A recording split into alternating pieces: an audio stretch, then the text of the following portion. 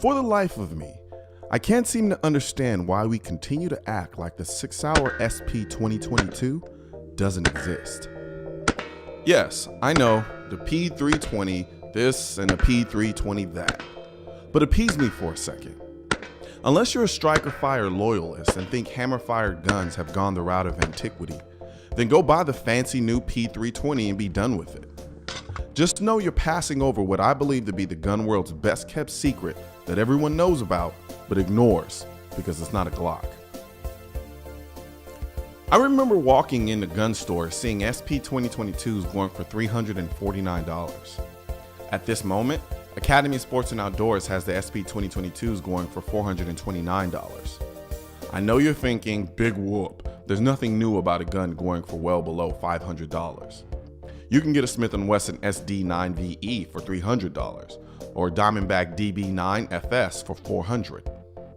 I could also pay a crackhead on Scott Street in Houston $5 to wash my car instead of paying $30 at an actual car wash. But do I really want to? To my eyes, the Sp2022 is the best looking gun for the money. It's not hard to see why. It looks exactly like the SIG SAUER P229R, and you have scores of people paying college tuition money for them. Except with the Sp2022, you get the look and in many ways the performance of a $900 gun for less than $450. Think Corvette Stingray. Notwithstanding SIG SAUER's notoriously low bore access, the Sp2022 has the most politically correct ergonomic system I'm aware of. Everything about the gun feels neutral. It won't win any awards for the most ergonomic gun in the world, but I don't see anything about the ergos offending anyone either. The grip texture feels rough when you slide a finger across it, but in your hand, the texture seemingly disappears. It points like a 1911. All of the controls are readily accessible without forcing you to contort your grip to engage them. In many ways, it feels like SIG wasn't too sure how people would receive their polymer wonder and priced it cautiously low out of shame. Yet at its price point, the gun comes with night sights, replaceable back straps, loaded chamber indicator, decocker, a damn good magazine release, and a 1913 accessory rail to attach lights and lasers. Most guns in this price range have triggers that feel like someone with a hangover designed them. They're just sloppy. The Sp2022 is by no means a perfect trigger, but even compared to guns twice its price, P30, it definitely holds its own. To be completely honest, but for other SIGs fitted with their SRT trigger, the Sp2022 is almost as good as any other triggers on the more expensive SIGs. The double action pull is a relatively smooth 10 pounds. The reset has a slight false reset before actually resetting, which is a little annoying. But for that slight false reset, it's a noticeably decent trigger, which will likely get better as you break it in.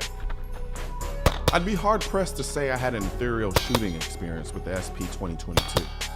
If you have a good number of guns, you're not likely to wake up in the morning with an overwhelming desire to shoot the Sp2022. However, when you do shoot it, it is an enjoyable experience, as it's an easy gun to shoot well. Though its low bore access doesn't do it any favors, the Sp2022 recoils exactly the way you expect a semi-full-size gun to recoil. It snaps a little and comes right back on target. I was surprised at how fast I could shoot the gun though. This gun doesn't exactly scream warp speed, but I was able to make it throw up bullets on a still target in a hurry. The Sp2022 is perfectly proportioned, so it maneuvered well without feeling like I was waiting for the gun as I transitioned from target to target. I run a rather high thumbs forward grip on my gun, so I was constantly riding the slide catch. This gun is slightly bigger than a Glock 19 with 15 rounds. I feel the pinky extension on the magazine is unnecessary. They could have made the grip a little longer and added an extra round or two instead. From the very first time I saw the Sp2022, there was something about it I liked. My first gun was a Ruger SR40, and it was a great first striker fired gun, but I feel the Sp2022 should have been my first gun. You can't really appreciate a striker fired gun until you live with a double single action gun with an exposed hammer. At this price point, the Sp2022 is an incredible gun. Sure, it lacks some of the refined qualities of a typical non-polymer frame SIG, but in all the right places, where it counts, it's right on par with its aluminum frame counterparts. Now, if you're waiting for me to say it's better than a Glock, start breathing, because it's not. But if you were buying a gun on a budget that needed to fill multiple roles, you'd be doing yourself a massive disservice by not at least entertaining the SIG SAUER Sp2022. Or if you just wanted a traditional SIG that doesn't weigh 1,000 pounds. The Sp2022 isn't some red-headed stepchild. It's a true and proper SIG Sauer. It just so happens that it's made out of the same material your mother puts the leftovers in.